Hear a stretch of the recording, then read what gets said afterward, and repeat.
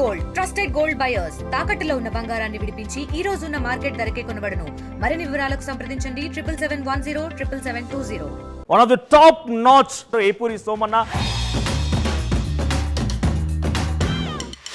ఒకప్పుడు అమ్మా తెలంగాణ అమ్మ అనేటువంటి ఒక పాట మీ నోటి నుంచి వచ్చిందని అంటేనే అమ్మా తెలంగాణ ఆకలికే కలగానమా అడుకున్న ముసరుడైనా సరే తెలంగాణ అంటే ఉడుకుడుకు రక్తం మరగాలి అట్లాంటి పాట ఉండేది. తేనె తట్టెల తీయగుంటది కత్తి అంచున మెత్తగుంటది అమ్మా తెలంగాణమా కోటాది గానమా. ఏ తల్లి ఉడితే ఏ తల్లి కడుపులో పుట్టినవో ఎక్కడ పుట్టినవో ఏడ నేర్చినవో కానీ నిజంగా తెలంగాణ రాష్ట్రాన్ని మొత్తం ఒక ఊపింది పాట. ఏమని పాడాలి నేను ఈ పాట, ఎంతని చెప్పాలి గుండె గాయాల కోసం.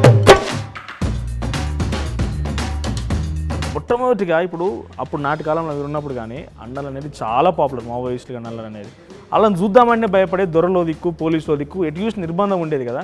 నీకు ఆలోచన ఎందుకు వచ్చింది? ఫస్ట్ అన్నల ఆలోచన నీకు ఎందుకు మైండ్లోకి వచ్చింది? అంటచబుల్ తెలుసు, నాకు అవమానం ఏదో తెలుసు, పేదరికం తెలుసు, దరిద్రం తెలుసు, కన్నీరు తెలుసు.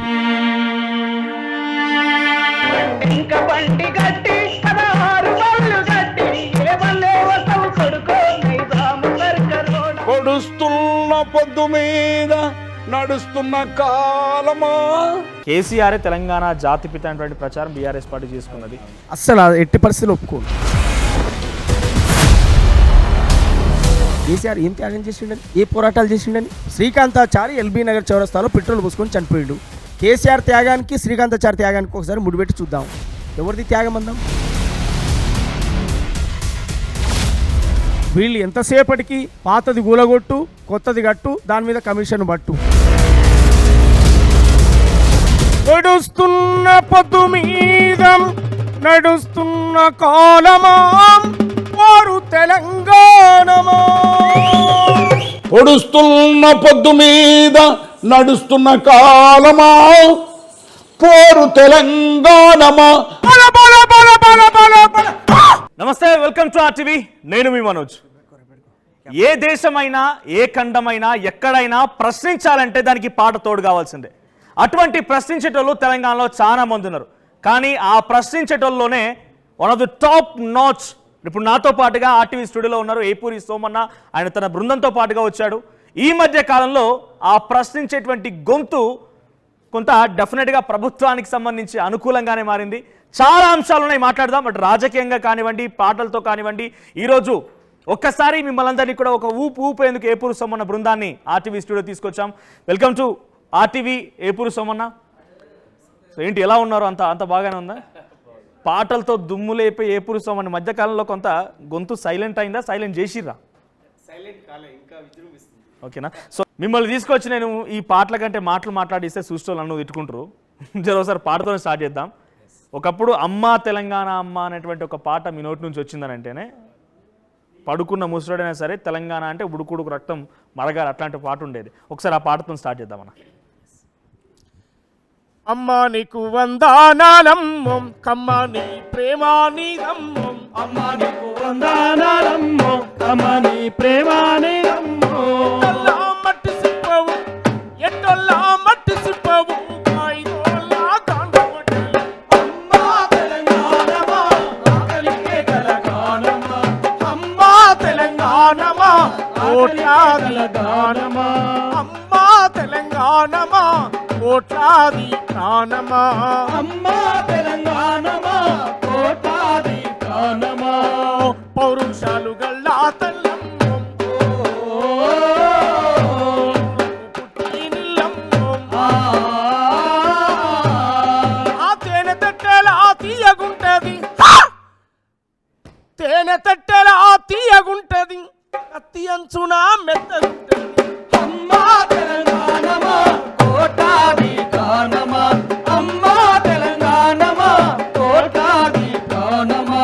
నవాబులకు సవాల్ విసిరి దేశము గులామి సంపికి, దేశము గులామి సంపికి, దేశము గులామి సంపికి. ఆ గనిలో దొరల మెడలు నరికి రజాకారుల రక్తం తాగి, రజాకారుల రక్తము గాలి, రజాకారుల రక్తము గాలి.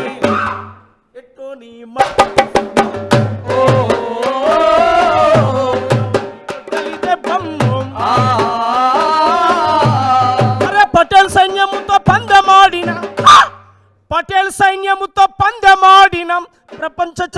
నెత్తుటి అమ్మా తెలంగాణమా కోట్లాది ప్రాణమా అమ్మా తెలంగాణమా కోట్లాది ప్రాణమా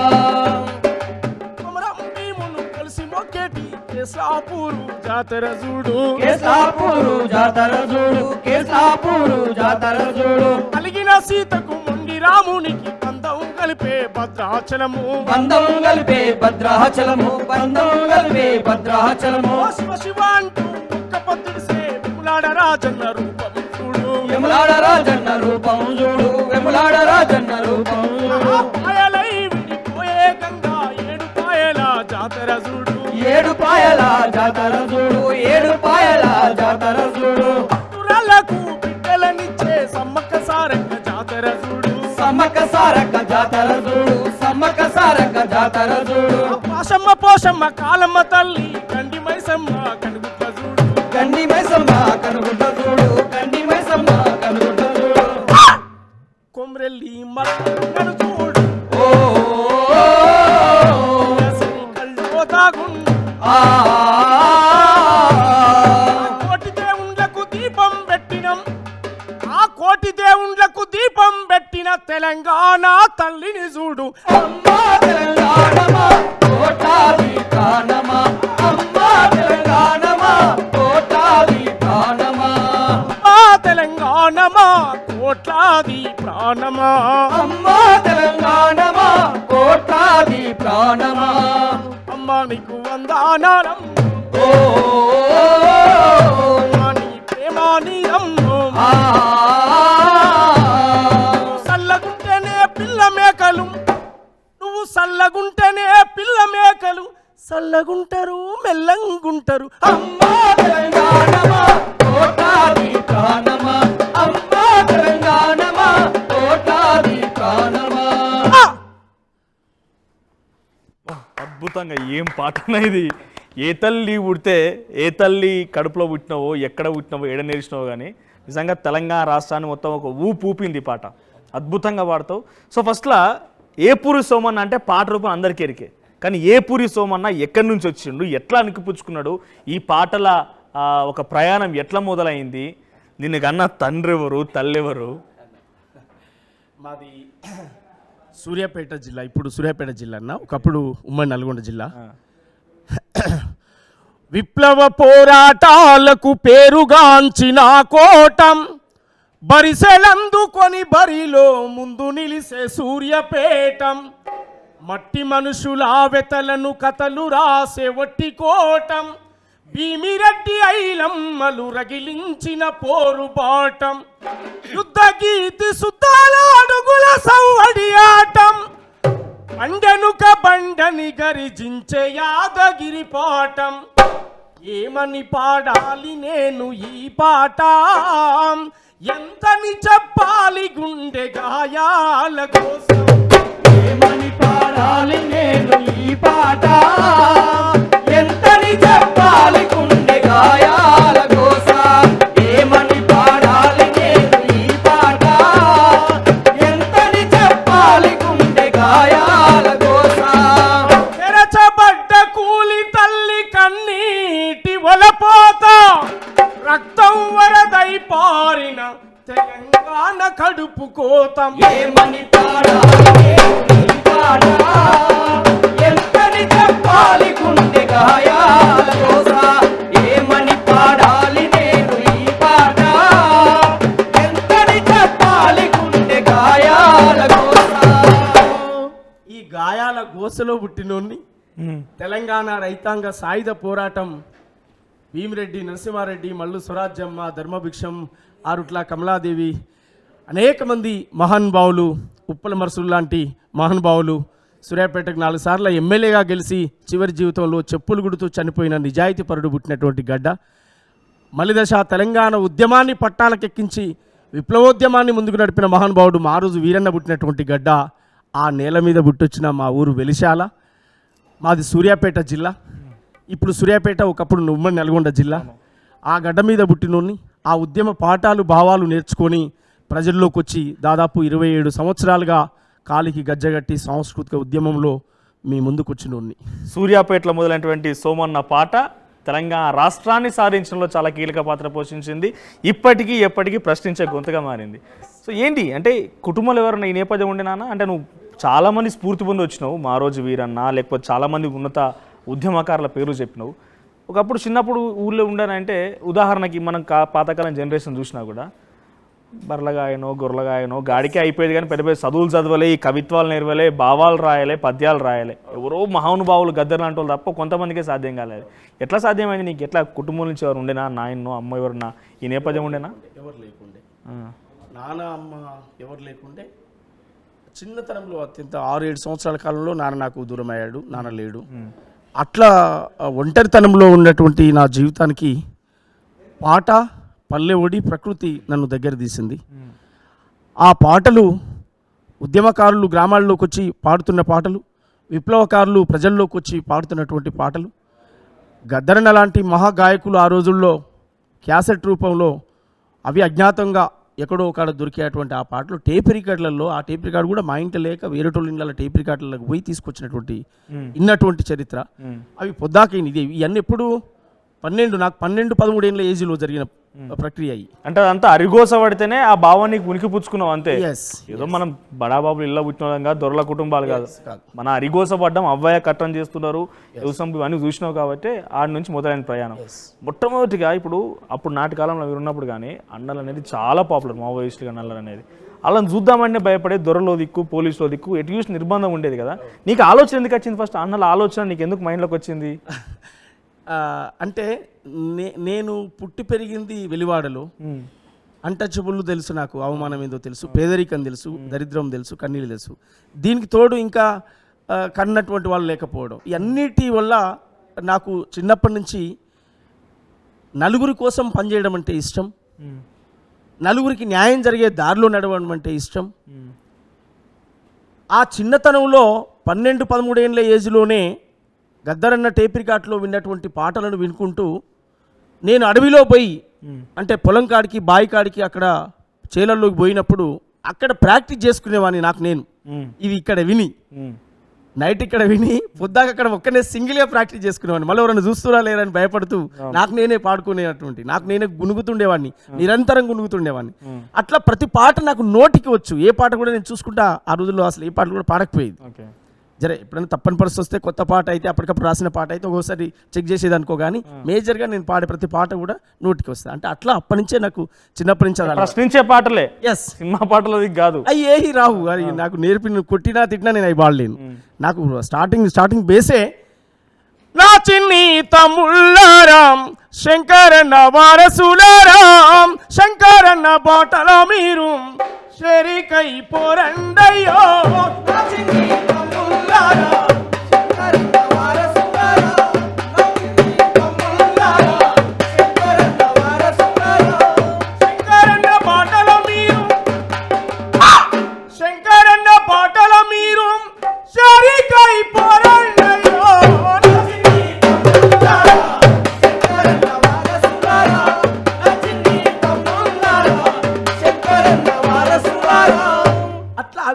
ఆ రోజులోనే నేను ఈ పాటలు విన్నటువంటి వాడిని.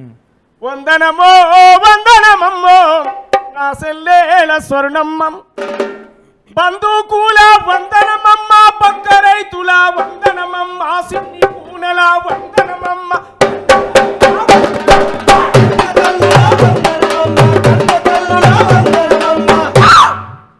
పక్క రైతుల వందనమే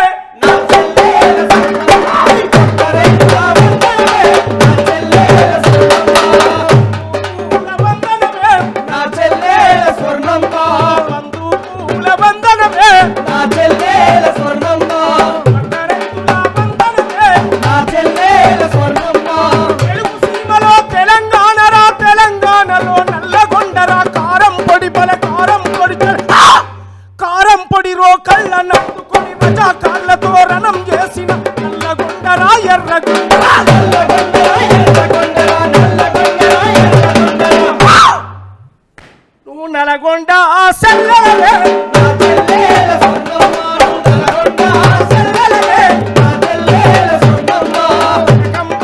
తిలకమువే నా చెల్లెల స్వర్ణమ్మ, తిలకమువే నా చెల్లెల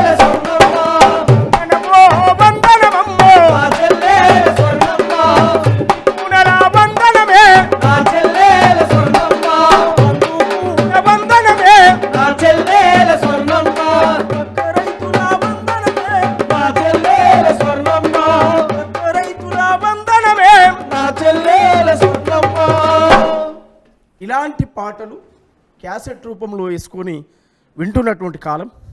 ఈ పాటలన్నీ నైట్ పూట అక్కడ వినేవాడిని. పశువుల కాడికి పోయి బాయి కాడికి పోయి ఒక్కనే సింగిల్గా ప్రాక్టీస్ చేసుకునేవాడిని. మళ్ళీ వచ్చి సాయంత్రం పూట గ్రామాల్లో స్నేహితులు ఫ్రెండ్స్ ఉంటే వాళ్ళ ముందు పాడేవాడిని. బాగుందని చెప్పి చప్పట్లు కొడితే సంతోషంగా ఉండేవాడిని. బాగలేదంటే ఎలా పాడితే బాగుంటుందని చెప్పి నేర్చుకునేవాడిని. అట్లా నా తపనంతా పాట వైపు ప్రయాణించడమే జరిగింది జీవితం మొత్తం కూడా. ఏ రోజు ఇంకో వేరే వ్యాపారం చేద్దామా, వేరే బిజినెస్ చేద్దామా, ఇంకేమైనా వర్క్లోకి వెళ్ళిపోదామా, లేదా ఎవరికైనా జాబ్ కుదురుదామా, నా లైఫ్లో ఇలాంటి ఆలోచనే రాలే. బతికితే గాయకుడిగా బతకాలి, జీవిస్తే అలా ఉండాలి. పోయినా ఎవరు అంటే తను ప్రజా గాయకుడు అనే పేరే ఉండాలి తప్ప నా జీవితంలో ఇంకోటి రావద్దు అని కలలు కానీ వచ్చినటువంటి వాళ్ళు. కానీ ఈరోజు ఏ పురుషమన్నా వ్యాపారం చేసి డబ్బులు సంపాదించి కార్లు బిల్డింగ్లు కొనలే, కానీ కొన్ని కోట్ల మంది యొక్క మనసుని అయితే నువ్వు సంపాదించుకున్నావు. వ్యాపారం చేస్తే నీ కుటుంబం బతుకుతుంది, లేక 10 మంది బతుకుతారు. ఉద్యోగం చేస్తే 4 నీ కుటుంబం బతుకుతుంది. కానీ ఈరోజు నీ పాటతో పక్కన నాకే నువ్వు ఆడి పాడుతుంటే సెగ తగులుతుంది ఇట్లా. సో అప్పుడు మీరు పాడుతున్న టైంలో మీరు టేప్ రికార్డులో ఇని కానివ్వండి, లేకపోతే ఉద్యమాల పాటలు ఇని పాడుతున్నారంటే, సరే కొంతమంది పెద్దోళ్ళు చెప్పిన కథలు కానీ అప్పుడే సినిమాలు, మన మావోయిస్టుల సినిమాలు చూస్తే ఆ పుస్తకం చూసినా, ఎర్రజెండా కనిపించినా పోలీసు ఎటువైపు నుంచి వచ్చి దొరకబట్టి అరెస్ట్ చేస్తుండే. సో ఎంత సీక్రెట్గా మెయింటైన్ చేసినావు అంటే నువ్వు ఆ ప్రభావితమైనవు కదా. అటువంటి బెదిరింపులు, అటువంటి నీకు హెచ్చరికలు ఉండేనా ఎప్పుడన్నా? 3 నెలలు 90 రోజులు నల్గొండ జిల్లా జైల్లో గడిపిన. 15 సంవత్సరాలు కోర్టు చుట్టూ తిరిగిన, సూర్యాపేట కోర్టు చుట్టూ 15 సంవత్సరాలు పట్టింది ఒక కేసు కొట్టేయడానికి. దాదాపు వరంగల్ సెంట్రల్ జైల్లో దాదాపు 15-20 రోజులు వేసిండ్రు. ఇవన్నీ 2004లో జరిగిన ఇన్సిడెంట్స్. ఓకే. చర్చలు ఫెయిల్యూర్ అయిన తర్వాత ఉద్యమం నిర్బంధ కాలం వచ్చి ఎక్కడ దొరుకుతున్న అక్కడ అరెస్ట్ చేస్తున్న కాలం, కాల్చి చంపేస్తున్న కాలం. నేను కూడా చనిపోయేవాడిని. గద్దరన్న నన్ను కాపాడాడు ఆ రోజుల్లో. గద్దరన్న కాడికి పోయి నేను భూదేవి నగర్, వెంకటాపురం ఆ ఏరియాకి పోయి గద్దరన్న ఇంటికి పోయి కలిసినప్పుడు నేను ఇంటికి పోగానే తను కూడా భయపడ్డాడు. ఎందుకు వచ్చావు ఏంటి అని సీరియస్గా మాట్లాడాడు. అంటే నిర్బంధం ఇలా ఉంది, నువ్వు ఇక్కడ ఎందుకు వచ్చావు, అసలు ఏం జరుగుతుందని ఆయన కూడా కొంత ఆందోళన గురైన పరిస్థితి ఉండే.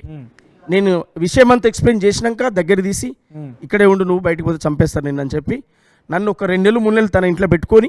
ఏం సంఘటన అంతగానం దారి తీసి ప్రమాదాన్ని తీసుకొచ్చి? ఇవే అప్పుడు చర్చలు ఫెయిల్యూర్ అయినాయి. అవును. అంటే మేము చర్చల కంటే ముందు దాంట్లో యాక్టివ్ అయి తిరిగినాం కదా. చర్చలు ఫెయిల్యూర్ అయిన తర్వాత ఎవరెవరు ఉండని చెప్పి ఎంక్వైరీ చేయడం స్టార్ట్ అయిన తర్వాత నా మీద నిర్బంధం సీరియస్ స్టార్ట్ అయింది.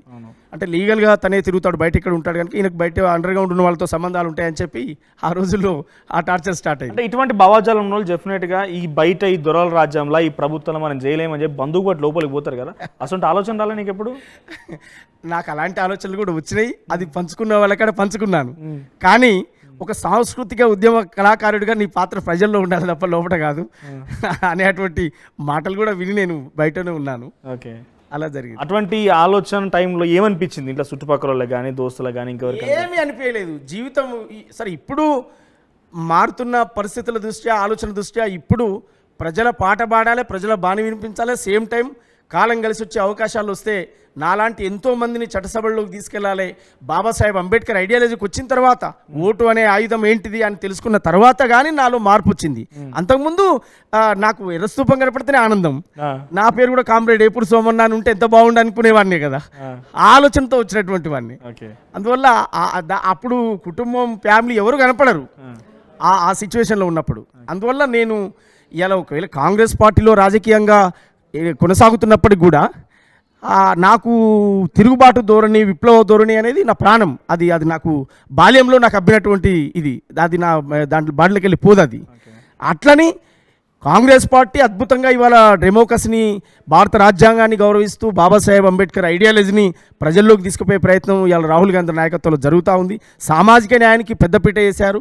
ఇవాళ బహుజన మా బతుకెన్నడు మారు అని మేము పాటలు పాడాం. 42% ఇవాళ బీసీలకు రిజర్వేషన్ వచ్చింది. 30 ఏళ్ళుగా ఎయిర దండోరా, నా మాదిగన్నల దండోరా అని చెప్పి రోడ్ల మీద ఉద్యమాలు చేసినాం. ఇవాళ రేవంత్ అన్న ప్రభుత్వం వచ్చిన తర్వాత ఎస్సీల ABCDల వర్గీకరణ అమలు చేసింది. ఇవన్నీ కొన్ని చారిత్రాత్మకమైన కార్యక్రమాలు వచ్చినప్పుడు నాలాంటి వాళ్ళం సపోర్ట్ చేయకుండా ఇది నిజాన్ని నిజంగా ప్రజల్లోకి తీసుకుపోకుండా ఉండలేం. కానీ సోమన్న, బేసిక్గా మీలాంటి వాళ్ళు కానీ లేకపోతే సామాజిక ఈ స్పృహ కలిగిన వాళ్ళు, కళాకారులు, కామ్రేడ్లు అని చెప్పేటువంటి ఈ పదం అంతా కూడా ఈ ఫ్యాసిస్టు ప్రభుత్వాలకి, ఈ ఒక కుటుంబ పాలనకి వ్యతిరేకమే కదా. నీకు ఎట్లా వచ్చింది మళ్ళీ రాజకీయం? కాంగ్రెస్ పార్టీకి పోయింది, గతంలో చాలా పార్టీలో తిరిగినావు. గద్దరన్నే స్ఫూర్తి. అవునా? మా గద్దరనే స్ఫూర్తి. ఏం చెప్తుండే ఆయన అన్న? క్లారిటీగా చెప్పాడు, ఈ దేశంలో బుల్లెట్ ద్వారా ఏం చేయలేం. నేను ప్రాక్టికల్గా చెప్తున్నాను, నాది నేను ప్రాక్టికల్ ఎలా చెప్తున్నాను, ఇగో కాన్సరామ్ చేసి చూపించాడు, బ్యాలెట్ అనే పదం చూపించాడు.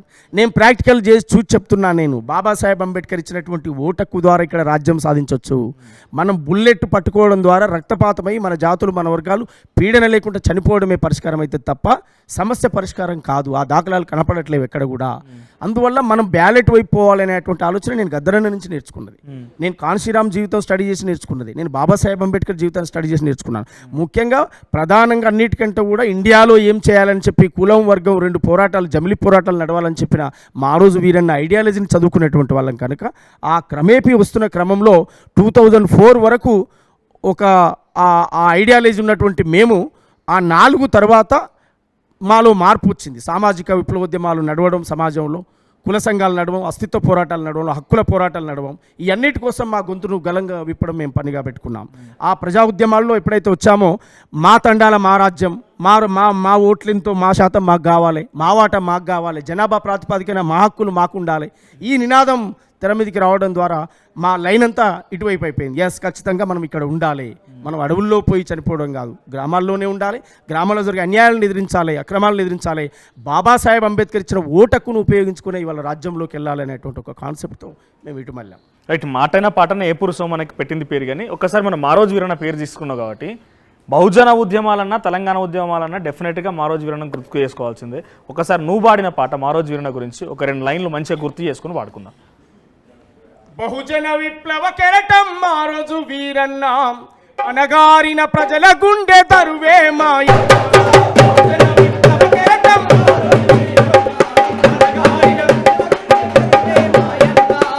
అమరుల కొలిమి మంట మారే పది కలల పంట, అగ్రకుల మనువాదుల గుండెల్లో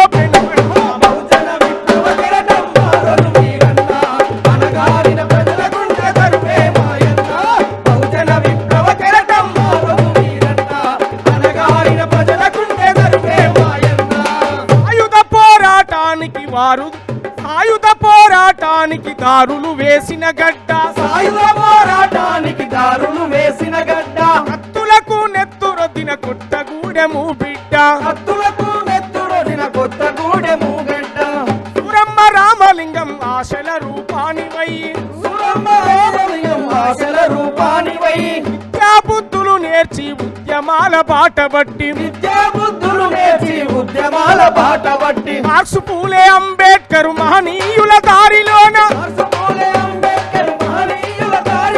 మరో పోరు నిర్మాణం సిద్ధాంతం రాసినాడు. బహుజన విప్లవ కెరటం మారోజు వీరన్న, అనగారిన ప్రజల గుండె తరువే మాయన్న. బహుజన విప్లవ కెరటం మారోజు వీరన్న, అనగారిన ప్రజల గుండె తరువే మాయన్న. ఇది వీరన్న గురించి నేను చెప్పినటువంటి పాట. ఆయన జీవిత చరిత్ర అంతా అందులో పొందుపరిచి రాశాను. ఆయన త్యాగాన్ని చెప్పాను. ఏ పాట చెప్పినా ఏ మాట చెప్పినా వీరన్న లైన్ లేకుండా, వీరన్న పాట లేకుండా నా పాట ఉండదు, రాదు. ఎందుకంటే ఆయన నాకు పునాది. గద్దరన్నను చూడకుండా దూరంగా ఉండి నేను శిశువునయ్యాను, కానీ వీరన్న గ్రామాల్లోకి వస్తే వీరన్న పాడుతుంటే మాట్లాడుతుంటే విన్నాను, నేను లైవ్లో చూశాను ఆ చిన్నతనంలో. నిజంగా అటువంటి వాళ్ళ చరిత్ర, అటువంటి వాళ్ళ యొక్క ప్రయాణం, ఆ ఉద్యమ స్ఫూర్తి మీ పాటల్లో నుంచి, అది ఎవరైనా కానివ్వండి, కళాకారుల పాటల నుంచి బయటకు రాకపోతే ఆ చరిత్ర అక్కడితో ఆగిపోతుంది. ఎందుకంటే ఇప్పుడున్నటువంటి ఫ్యాసిస్ట్ ప్రభుత్వాలు కానివ్వండి, ఒక ఎజెండాతో కార్పొరేటీకరణ ప్రభుత్వం అంతా కూడా, ఆ కార్పొరేటీకరణ ప్రభుత్వంలో వాళ్ళ చరిత్ర చెప్పుకోవడం వల్లే మన రకంగా కొంతమంది అంటే మనకి ఒకప్పుడు ఇట్లుండే, ఇటువంటి జీవితం అనుభవించడం అనేది గుర్తుపట్టాల్సి వస్తుంది. సో ఇటువంటి అమరులు ఎంతోమంది ఉన్నారు కదా. తెలంగాణ అమరుల గురించి కూడా మన పోరాటాలు ఉన్నాయి. ఒక్కసారి తెలంగాణ ఉద్యమంలో నీ నేపథ్యం, గద్దరన్నతో అసోసియేట్ అవ్వడం అన్నీ మాట్లాడదాం. ఒక్కసారి మనం డెఫినెట్గా అమరవీరులను గుర్తు చేసుకోవాలి కాబట్టి ఒక్కసారి అమరవీరులను గుర్తు చేసుకుందాం అన్న. పాటకు సలామో, ఆటకు సలామో, మాటకు సలామో, ఉద్యమ పాటకు సలామో, ఆటకు సలామో, ఆటకు సలామో, ఆటకు సలామో, ఉద్యమ పాటకు సలామో, ఏలకు సలామో, తెలంగాణకు సలామో, నేలకు సలామో, తెలంగాణకు సలామో, ప్రజల కోసం ప్రాణమిచ్చిన వీరులకు సలామో, వీరవనితలకు సలామో, ఆటకు సలామో.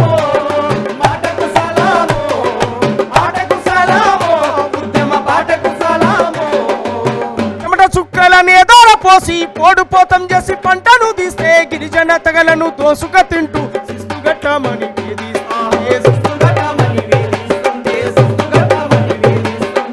ఒక తీరపై కత్తులు చూసి కథనానికి సిద్ధమైన అమ్మలు సమ్మక్కకు సలామో సారక్కకు సలామో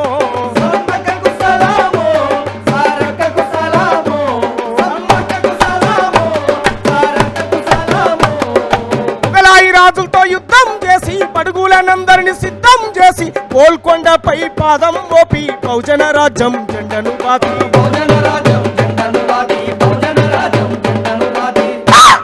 స్వయం పాలన సైరను ఊది సామాజిక న్యాయం పంచిన పాపన్నకు సలాము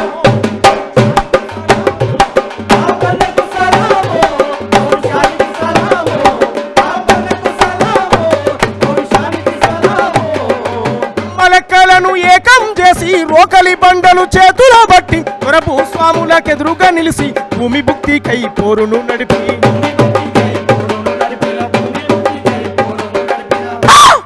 ఆత్మగౌరవ పోరాటాలకు ఆయుధమెత్తిన వీరవనిత మన అమ్మకు సలామో అమ్మకు సలామో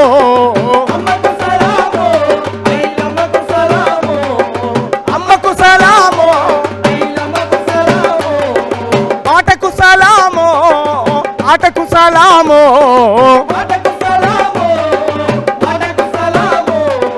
మాటకు సలామో ఉద్యమ బాటకు సలామో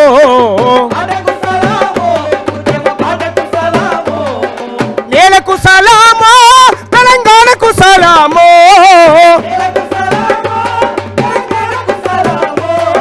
ప్రజల కోసం ప్రాణమిచ్చిన వీరులకు సలామో బాటకు సలామో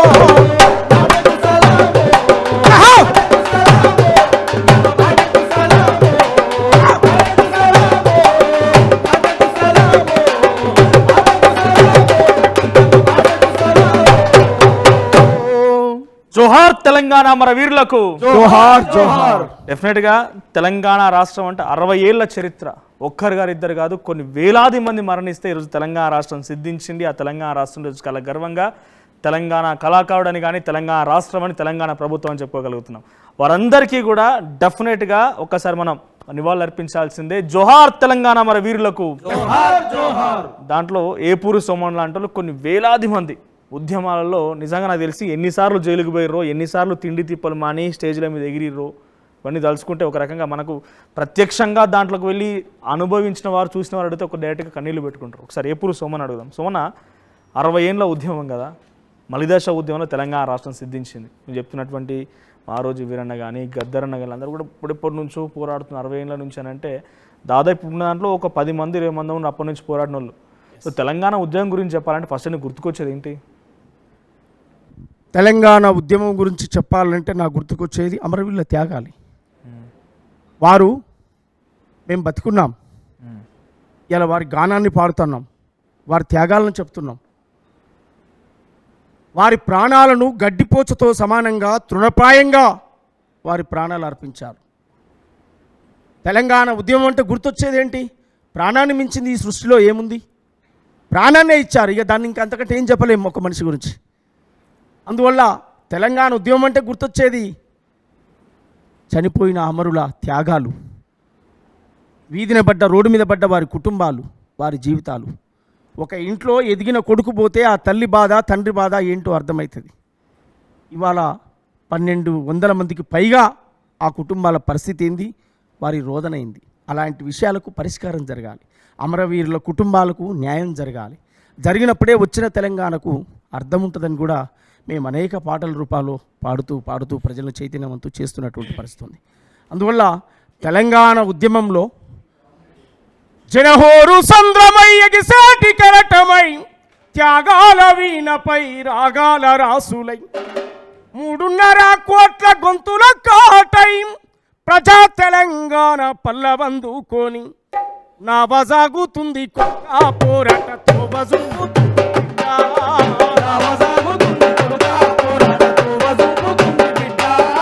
నా వజాగుతుంది కొడుక పోరాటతో వజుపుతుంది బిడ్డ.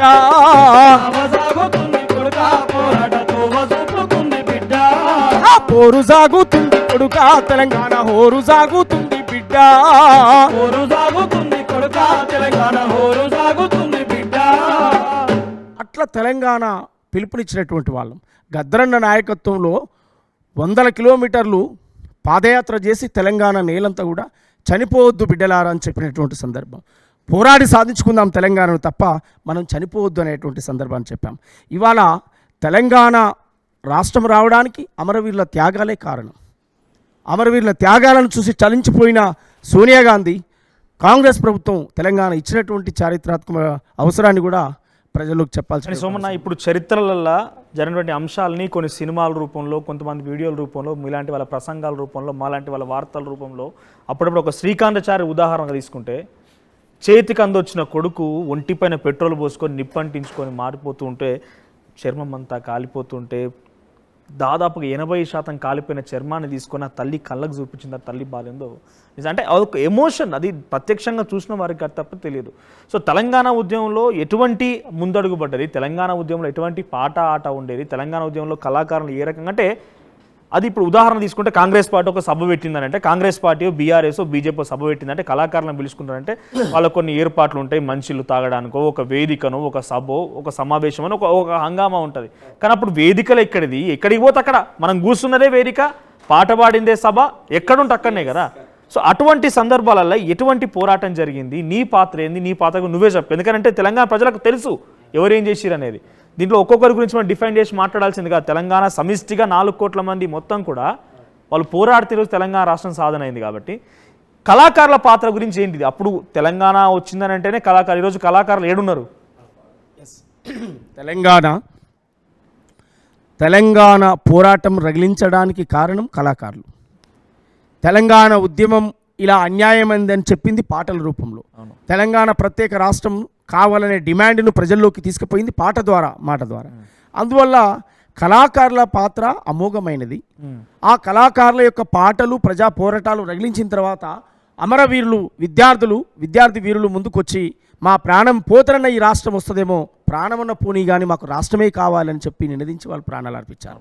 అందువల్ల పాటతో మొదలైనటువంటి ఉద్యమం, పాటతో మొదలైనటువంటి ఈ ప్రారంభం ప్రజలను సమీకరించింది, పోరాటాల వైపు మళ్లించింది. కొంతమంది విద్యార్థులు నిరాశ నిస్పృహల్లో ఉండి చనిపోయారు. వాళ్ళు తమ ప్రాణాన్ని తృణప్రాయంగా వదిలేసి చనిపోయారు. గడ్డి పరకతో సమానంగా వదిలేశారు. మేము పోయినా పర్వాలేదు, ఎదిగే భవిష్యత్ తరాలైనా మంచి బతకాలి అని వాళ్ళ ప్రాణాలు ఇచ్చారు. అట్లాంటి అమరుల త్యాగాలు వెలకట్టలేని వేలాది సాంస్కృతిక సైన్యం తెలంగాణ గడ్డ మీద ఇప్పటికీ ఉన్నది. చాలామంది 550 మంది కళాకారులకు కేసీఆర్ ప్రభుత్వంలో ఉద్యోగాలు ఇచ్చారు. మిగతా కళాకారులందరినీ కూడా విస్మరించారు. అలాంటి వాళ్ళకు కూడా ఇవాళ అవకాశం రావాలని చెప్పి మేము ప్రయత్నం చేస్తూ ఉన్నాం. అలాంటి కళాకారులు చాలామంది ఉద్యమాలు చేసి అలసిపోయినటువంటి వాళ్ళు, కొంతమంది 50 ఏళ్ళు 60 ఏళ్ళు వచ్చిపోయి వయసు పైబడినటువంటి వాళ్ళు కూడా ఉన్నారు. అలాంటి వాళ్ళని కూడా గుర్తించి ఈ ప్రభుత్వంలో, కాంగ్రెస్ ప్రభుత్వంలో, ప్రజాపాలనలో వాళ్ళందరికీ ఉద్యోగాలు రావాలని కూడా మేము అనేకసార్లు ముఖ్యమంత్రి గారికి, ఇతర నాయకత్వాన్ని కూడా చెప్పడం జరిగింది.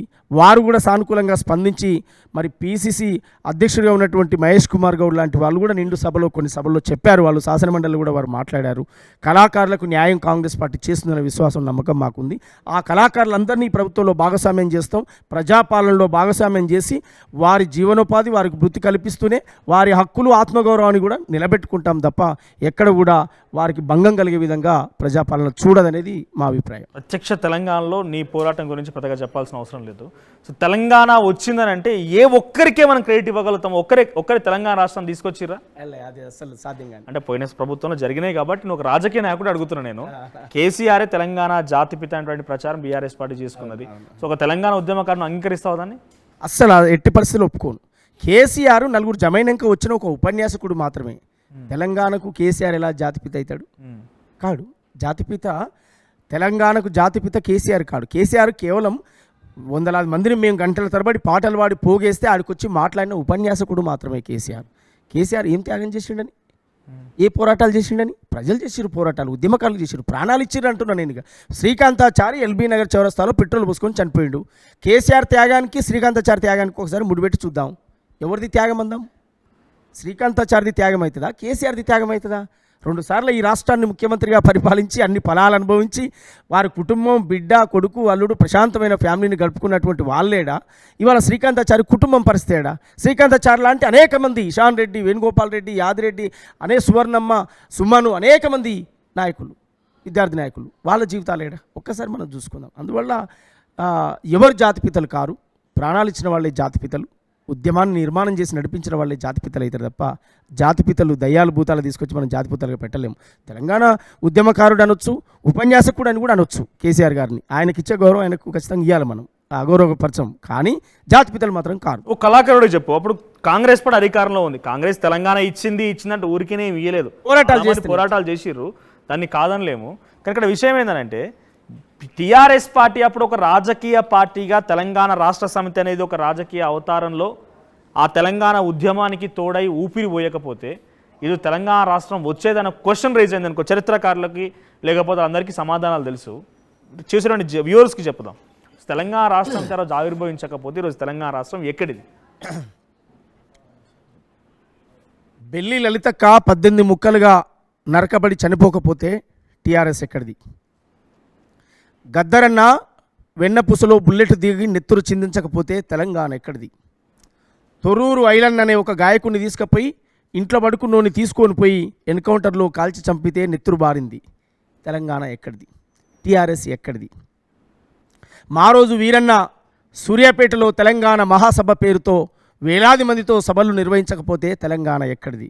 గద్దరన్న నాయకత్వంలో భువనగిరిలో, వరంగల్లో వేలాది లక్షలాది జనంతో అమ్మా తెలంగాణమా అని చెప్పి తెలంగాణ కావాలి, మా తెలంగాణ మాకు కావాలని చెప్పి 96, 97లోనే డిమాండ్ చేసి లక్షలాది ప్రజలు భువనగిరి గ్రౌండ్ అంతా నిండిపోయినటువంటి చరిత్ర. అది లేకపోతే టీఆర్ఎస్ ఎక్కడిది? ఓకే, ఈ త్యాగాలన్నీ ఏ రోజన్నా చెప్పారా? ఈ త్యాగాలు ఉన్నాయని చెప్పారా? కేసీఆర్ తోటే తెలంగాణ కేసీఆర్ అని చెప్పారు తప్ప చరిత్రలో ఇంతమంది అమరులు త్యాగాలు ఉన్నాయి. బూటకి ఎన్కౌంటర్ల పేరుతో ఎవరు తెలంగాణ అంటే వాళ్ళు నక్సలైట్ అని ముద్రేసి చంపిన రోజులు కదా అవి. అందువల్ల టీఆర్ఎస్ పార్టీ ఆవిర్భవించిన తర్వాత ఒక డెమోక్రసీగా, ప్రజాస్వామ్యంగా ఒక వేదిక, ఒక ప్లాట్ఫామ్ దొరికిందనడంలో నేను అబద్ధం ఆడను, నిజమే చెప్తాను. కానీ అనేక అమరుల త్యాగాల కొనసాగింపులో భాగంగా టీఆర్ఎస్ పుట్టింది తప్ప టీఆర్ఎస్ వచ్చినాక కాదు. తెలంగాణ 94లో ఇప్పుడు నేను పాడిన పాట అమ్మా తెలంగాణ మా పాట 94లో గద్దరన్న రాశాడు. అమ్మా తెలంగాణ అని తెలంగాణ జీవన విధానాన్ని మొత్తం పాట రూపంలో చెప్పాడు. దగా పడ్డన తెలంగాణము గుండె సప్పుడినుడో మాయన్నల్లారా,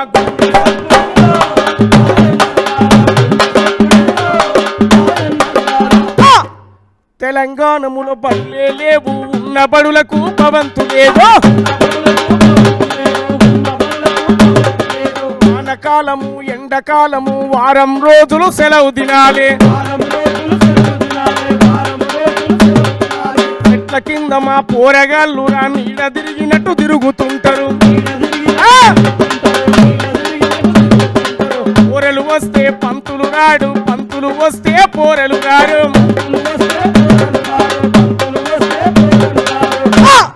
ఆ పోరెలు పంతులు ఇద్దరు వస్తే రాయనీకి మా పంతులు గారికి చాకి పీసు లేదో,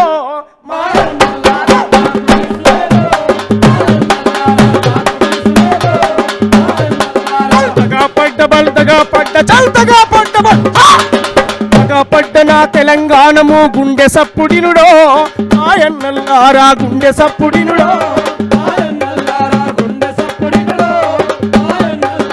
తెలంగాణములో IASలు IPSలు అందని మిఠాయి సందమామలే, మేనేజర్లు డాక్టర్లు వైస్ ఛాన్సలర్ ప్రిన్సిపాల్లు,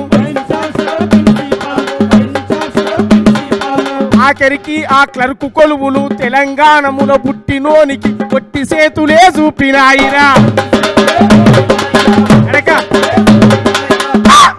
మిగిలిందొకటే చీపిరి కొలువు, ఆ చీపిరి కొలువుకు తోటి ఆంధ్రుడు పోటీకొచ్చినాడు.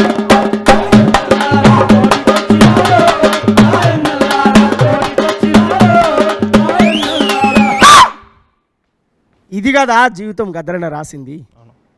ఇది 94, 95లో వచ్చిన పాటలు ఇవన్నీ కూడా. తెలంగాణ కోసం ఆయన స్టడీ చేసి రాసిన పాటలు ఇవన్నీ కూడా. తెలంగాణ జీవితం అంతా రాసిండు. నన్ను గన్న నల్లగొండరో పోరన్నం ఇది సూర్యులగన్న సూర్యపేటరో ఓరన్నం. ఇట్లా వారి త్యాగాలన్నీ గానం చేసి రగిలిస్తే రగిలిస్తే రగిలిస్తే తెలంగాణ ఉద్యమమై అనేక మంది అమరుల త్యాగాలు కేసీఆర్కు అధికార రూపంలో వచ్చాయి. మీరు అంటుండ్రు టీఆర్ఎస్ పుట్టకపోతే తెలంగాణ వచ్చునా అని మీరు అంటుండ్రు. ఎస్, యమాయమీలు అనేక మంది ఉద్యమకారులు. ఏ మార్పు జరుగునో అనేక త్యాగాలున్నాయి. లక్షలాది మంది కూడా గద్దరనే నాయకత్వం వహించడో ఏమో, గద్దరనే నాయకత్వం వహించడం ఏమో, చనిపోకపోతే మా రోజు వీరన్న నేతృత్వం వహించేవాడేమో. వర్గీకరణ ఎజెండా ముందుకొచ్చింది. ఆయన ప్రధాన అంశం వర్గీకరణ అయింది కనుక దాన్ని పక్కకు పెట్టాడేమో, లేకపోతే మందకృష్ణ మాదిగ నాయకత్వం వహించాడేమో తెలంగాణ కోసం. యమాయమీలు ఉన్నారు. అంటే కేసీఆర్ అనే ఒక దొర పార్టీ పెడితేనే తెలంగాణ వచ్చిందని ఎట్లా చెప్తాం? మా రోజు వీరన్న ఆయన త్యాగం ఎక్కడ పోయింది? గోసి గట్టి గొంగడేసి లక్షలాది మందిని కూర్చోబెట్టినా నా బెల్లి లలితక్క 18 ముక్కలుగా నరకబడ్డది కేవలం పాట పాడినందుకే. ఏ రియల్ ఎస్టేట్ భూములా, కంపెనీలా, ఏ మాఫియానా, లిక్కరా, దందా ఏం చేసేప్పటికే బెల్లి లలితక్కని చంపారు? అగ్రకుల రాజ్యాన్ని ప్రశ్నించినందుకు. ఒక గొల్ల కుర్మ బిడ్డ అయి ఉండి భువనగిరిలో మా మీద పోటీ చేస్తుందా? ఆ రోజున్న పాలక వర్గాన్ని ప్రశ్నిస్తుందా? ఏమడిగిందామే? తాగబోతే నీళ్లు లేక తుమ్మెదాలో తడి గొంతులారిపోయే తుమ్మెదాలో.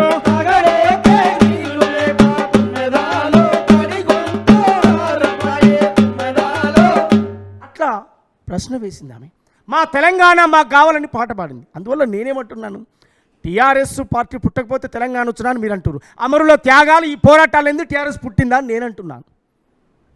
డెఫినెట్గా వీళ్ళ చరిత్ర కూడా ఉన్నది. కానీ ఇక్కడ మరి జాతిపితలు ఎట్లా? వాళ్ళు చెప్పుకుంటున్న ప్రచారం లక్షలాది మందిని కూడగట్టి పోరాటాలు నడిపిన వీరన్న జాతిపిత కాదా?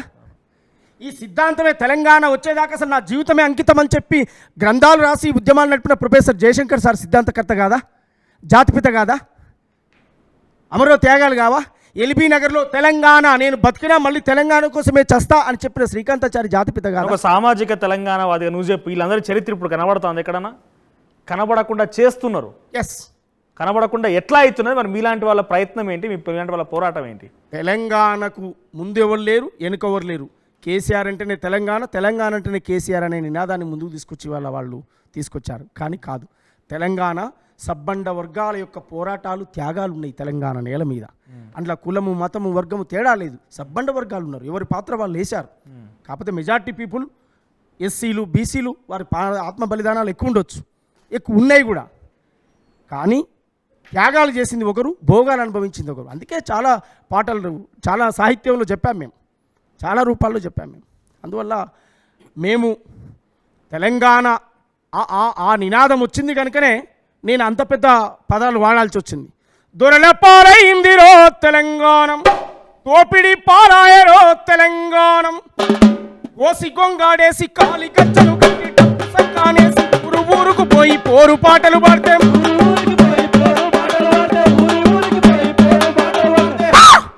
ఎవని పాలైందిరో తెలంగాణ, ఎవడేలుతున్నాడు రో తెలంగాణ, ఎవడి పాలైందిరో తెలంగాణ, ఎవడేలుతున్నాడు రో తెలంగాణ, ఓసి గొంగాడేసి కాలి గచ్చను గట్టి మహా డప్పు సంకానేసి ఊరు ఊరుకు పోయి పోరు పాటలు పాడితే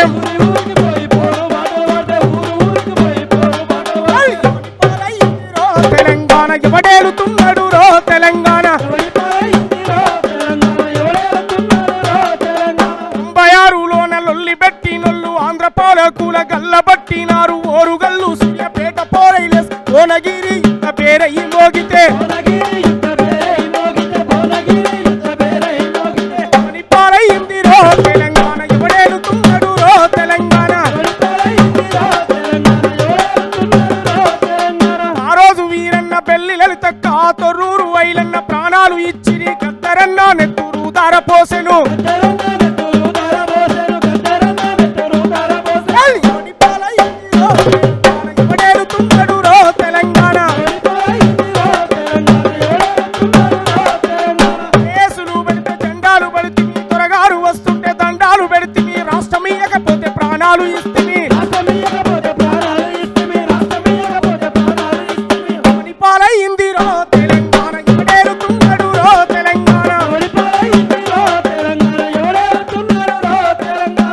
అయినా తెలంగాణ ఇచ్చిందేమీ లేదు, హామీలు తప్ప అమలుగా కాపాయ సప్పండ జాతులను మోసమే చేసిరి.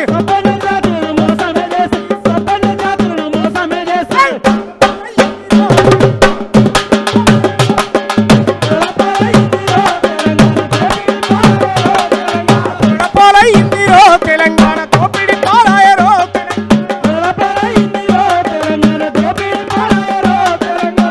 పాటందుకోరో తెలంగాణ తొల తరిమి కొట్టరో తెలంగాణ.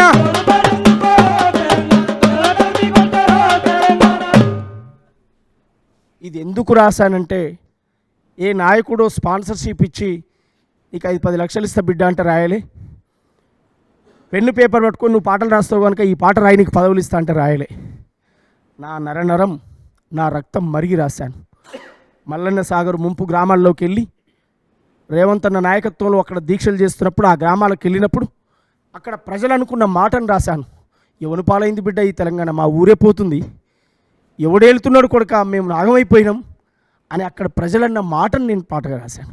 వారి కన్నీళ్లను కష్టాలను అమ్మా మన ఊరు ఆగమైందే ఆగమైందే, మల్లన్న సాగరులో మునిగిపోయిందే మునిగిపోయిందే. అమ్మా మన ఊరు ఆగమైందే ఆగమైందే, మల్లన్న సాగరులో మునిగిపోయిందే మునిగిపోయిందే. కున్న ఇల్లు పెట్టుకున్న గోడ నీడనిచ్చిన బాట నడిచి, ఆ నీడనిచ్చిన చెట్టు నడిచి వచ్చిన బాట,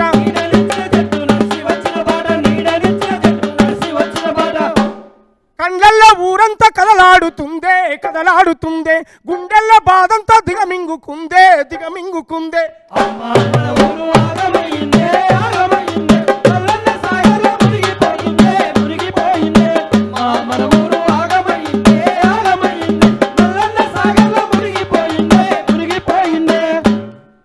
ఇట్లా ప్రజలు ఎదుర్కొన్నటువంటి అనేక నిర్బంధ కాలాలు. నీకు ఇక్కడ కరీంనగర్లో నడి రోడ్డు మీద దంపతులను నరికి చంపిన చరిత్ర, నేరేళ్ల దళితులపై ఇసుక లారీలు దొక్కించిన చరిత్ర, ఖమ్మంలో రైతులకు బేడీ లేసిన చరిత్ర. ఇట్లా దళితున్నే ఈ రాష్ట్రానికి మొదటి ముఖ్యమంత్రిని చేస్తామని మాట తప్పిన చరిత్ర. మెజార్టీ పీపుల్ అయిన మాదిగలకు ఒక మంత్రి పదవి లేకపోవడం అవమానంగా భావించి, మహిళలకు మంత్రి పదవి లేకపోవడం అవమానంగా భావించి, 3 ఎకరాల భూమి డబుల్ బెడ్రూమ్ ఇండ్ల జాడే లేకపోవడం అవమానంగా భావించి, మాట్లాడుకునే స్వేచ్ఛ లేకుండా ధర్నా చౌక్నే రద్దు చేస్తే తెలంగాణలో ప్రశ్నించే గొంతుకలు ఏంటి, ప్రజల కోసం పోరాడే గొంతెట్లా అని చెప్పి ఆ రోజు రాసినటువంటి పాటలు. వద్దు వద్దురా ఓదరో నీ పాలనొద్దురా మాదరా,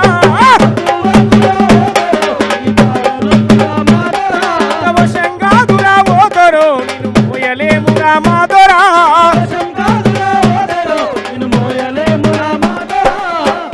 రాజుల కాశ్మీర చెవిన కలగలిపితని పాలనాయన. వద్దు వద్దురా వద్దు వద్దురా వద్దు వద్దురా ఓదరో నీ పాలనొద్దురా మాదరా, ఇక వశం కాదురా ఓదరో నిన్ను మోయలేమురా మాదరా. ఆ రోజు జరిగినటువంటి అనేక విషయాల మీద ప్రజా సమస్యలు ప్రశ్నించే గొంతుకలుగా రాసి పాడాం. ఆ పరిపాలన పోయింది. మేం కోరుకున్న, ప్రజలు కోరుకున్న ప్రజాపాలన వచ్చింది.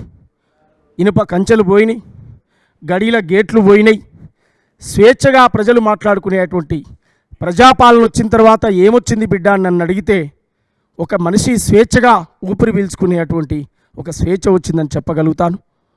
75 ఏండ్ల స్వాతంత్రంలో కేవలం ఓట్లేసే యంత్రాలుగా మారిన నా బీసీలు, మెజార్టీ ప్రజలైనటువంటి నా బీసీలు, వాళ్ళ కులమేందో జనమేందో ప్రభుత్వంలో లెక్కలే లేవు. కానీ ఇవాళ మొట్టమొదలుగా తెలంగాణ రాష్ట్రంలో ఇవాళ రేవంత్ అన్న నాయకత్వంలో కులగణన చేసిన చరిత్ర ఇవాళ ప్రజాపాలన. ఇక్కడ క్వశ్చన్ అది, నువ్వు 5 ఏళ్ళ పరిపాలన చూసి పాటలు రాసేవాడిని. ఎవరి పాలైంది వచ్చింది కూడా 2018 ఎన్నికల కంటే ముందే. ఇప్పుడు పాడిన ఆ పాటలన్నీ కూడా 2018 కన్నా వచ్చిన ముందే కదా. 5 ఏళ్ళనే కేసీఆర్ ముచ్చటైంది, కేసీఆర్ ప్రభుత్వం ఏంది, కేసీఆర్ పనితీరేంది, పథకాలేంది మొత్తం ప్రజలు గమనించారు కదా. 2014 అంత ఫ్లోలోనన్నా, అంత ఒక గాడుపులనన్నా 60-65 చిల్లర సీట్లు వస్తాయి. ఇప్పుడు 2018కి వచ్చేటోళ్ళకల్లా 88 సీట్లు వచ్చినాయి. కాంగ్రెస్ వాళ్ళు మొత్తం అలా కలిసిరు. దాదాపుగా నువ్వు ఇప్పుడు కాంగ్రెస్ పార్టీలో ఉండి ఈ పాటలో ఒక ఉద్యమాన్ని నడిపించిన డైరెక్ట్గా ఎన్నికల ప్రచారంలో ఈ కాంగ్రెస్ నాయకుల ప్రచారం ఎంత అవుతుందో ఏ పురుషమన్న పాటలు అంతే నడిచినాయి. సో ఎందుకు ఫెయిల్ అయ్యారు మరి? అప్పుడు ఎందుకు మళ్ళీ కేసీఆర్కి అవకాశం ఉంది? కేసీఆర్ ఏం చేయకపోతే రెట్టింపు సీట్ ఎట్లా ఇస్తారు ఆయనకి, కేసీఆర్కి? తెలుగు నేల మీద ఎప్పుడైనా ప్రజలు, అది చంద్రబాబు నాయుడు ముఖ్యమంత్రిగా ఉన్న కాలం కావచ్చు, అది రాజశేఖర రెడ్డి ముఖ్యమంత్రిగా ఉన్న కాలం కావచ్చు, ఆ తర్వాత వచ్చిన కేసీఆర్ గారు కావచ్చు, ఈ 3 పరిపాలనలో భాగంగా మనం మార్పులు చూసుకుంటే ప్రజలు ఒకసారి అవకాశం ఇచ్చారు. ఈసారి చేయలేదు, నెక్స్ట్ అయినా ఏమైనా ప్రజల కోసం ఆలోచిస్తారేమో అని చెప్పి అదనంగా ఇంకొకసారి అవకాశం ఇచ్చారు. అట్లా మనం చంద్రబాబు నాయుడు 2 సార్లు ఉమ్మడి రాష్ట్రానికి ముఖ్యమంత్రి అయ్యిండు, రాజశేఖర రెడ్డి గారు 2 సార్లు ఉమ్మడి రాష్ట్రానికి ముఖ్యమంత్రి అయ్యిండు. తెలంగాణ రాష్ట్రం వచ్చిన తర్వాత కూడా కేసీఆర్ గారికి కూడా ప్రజలు అదే అవకాశం ఇచ్చారు. ఓకే, తెలంగాణ ఇప్పుడే వచ్చింది, కొత్తగా వచ్చింది, కొత్తగా అయిండు, కొన్ని చేయలేకపోవచ్చు, చేస్తాడేమో అనేటువంటి ఎదురు చూశారు.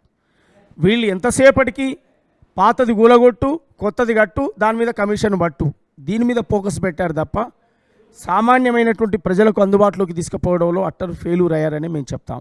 ఎందుకంటే ఉద్యమ కాలంలో వచ్చిన అనేక డిమాండ్లు కేసీఆర్ నోట అనేక సభల్లో మనం విన్నాం. ప్రజలకి ఈ కష్టం ఉందని ఆయనే మాట్లాడాడు.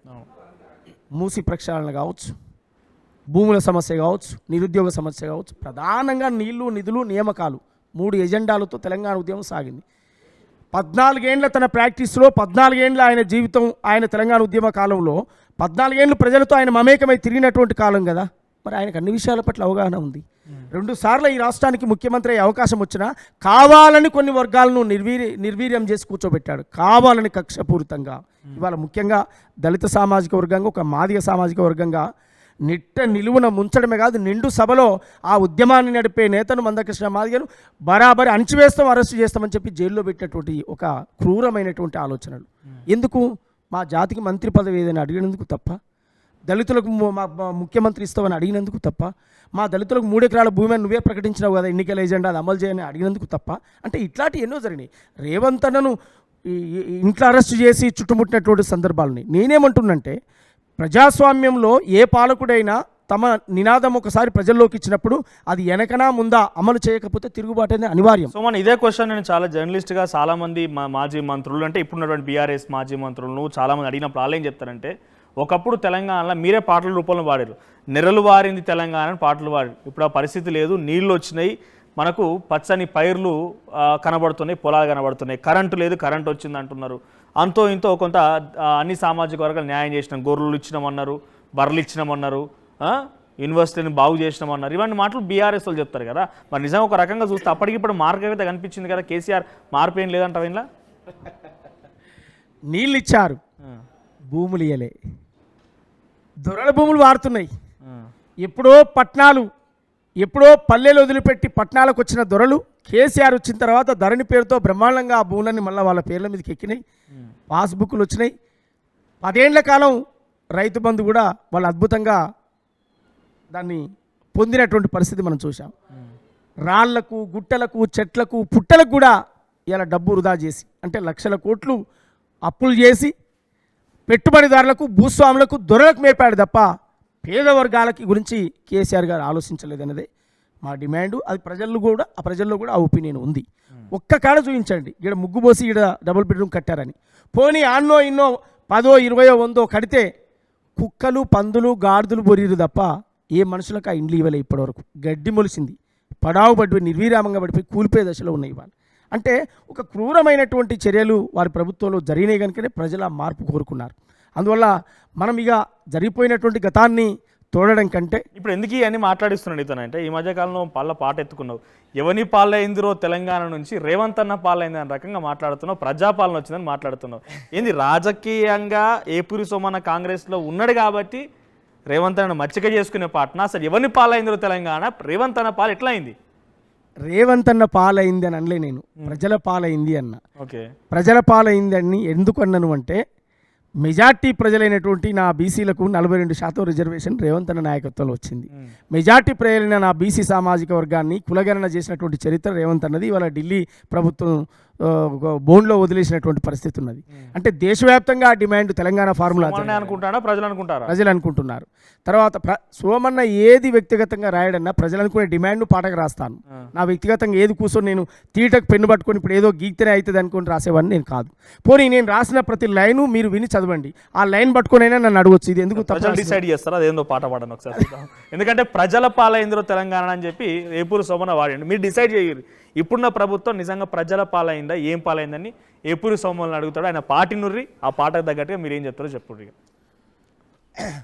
వర్గీకరణ వచ్చిందో మాదిగ పల్లెలకు ఉపకులాల వాడలకు, వర్గీకరణ వచ్చిందో మాదిగ పల్లెలకు ఉపకులాల వాడలకు, సంఘం హక్కు దక్కిందో మన జాతి బిడ్డలకు చదువుకునే తమ్ముళ్లకు, సంఘం హక్కు దక్కిందో జాతి బిడ్డలకు చదువుకునే తమ్ముళ్లకు, 30 ఏళ్ల ఆరాటం జాతి బిడ్డల పోరాటం, జాతి బిడ్డల పోరాటం, ఇది జాతి బిడ్డల పోరాటం.